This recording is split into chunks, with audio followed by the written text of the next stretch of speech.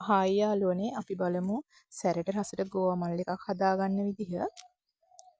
මම මෙතන ගෝවා මල් ගෙඩි දෙකක් අරගෙන තියෙනවා. ඊට පස්සේ මේක පොඩි කෑලි වලට කඩා ගන්න ඕන.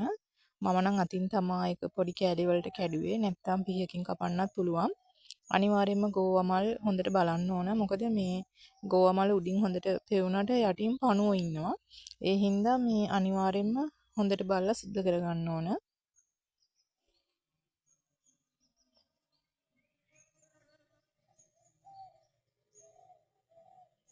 අතින් ඒක සුද්ධ කරන එක ඒ කියන්නේ අතින් චූටි කෑලි වලට කඩන එක ලේසි පිහියෙන් කපනවට වඩා.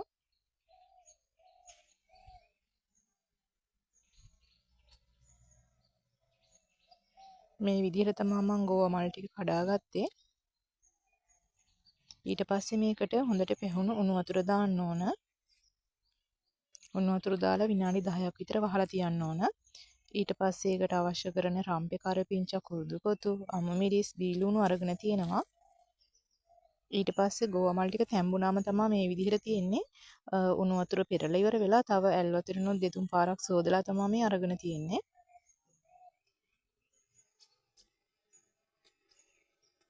ඊට පස්සේ ඒකට කහ කුඩු මේස හැන්දක් එකතු කරා.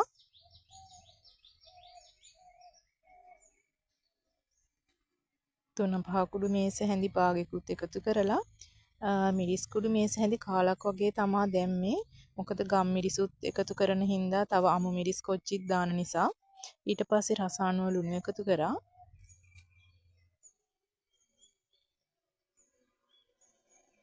ඊට පස්සේ මේ ටික හොඳට කවලම් කරගන්න ඕන.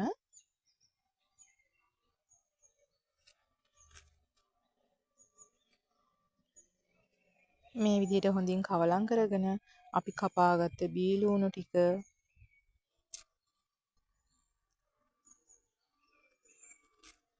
අමු මිරිස් රම්පේ කරපිංචා කුරුඳු පොතු ඒ ටිකත් එකතු කරගන්න ඕන.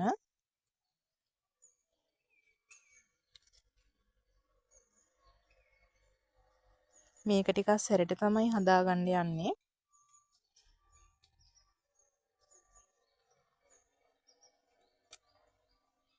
ඊට පස්සේ ඇතිලියක් ලිපේ තියලා ඒකට තෙල් ටිකක් වැඩිපුර දානවා. ඊට පස්සේ ඒකට මිරිස් කුඩු මේස හැන්දක් විතර දාලා තෙලෙන් බැද ගන්න ඕන රන්වන් පාට වගේ වෙනකම්. මිරිස් කුඩු ටික රන්වන් පාට වගේ බැදුනම අපි හදාගත්ත ගෝවා මල් එක මේකට දාලා හොඳට කවලම් කරන්න ඕන. මේ ටික හොඳින් කවලම් කරගත්තට පස්සේ මේකට වතුර අඬු කෝප්පයක් විතර එකතු කරගන්න ඕන.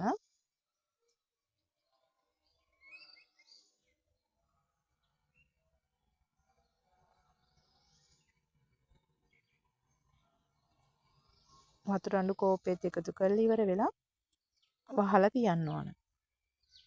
සාමාන්‍ය අඩු ගින්දරේ වගේ තමා තියලා තියෙන්නේ.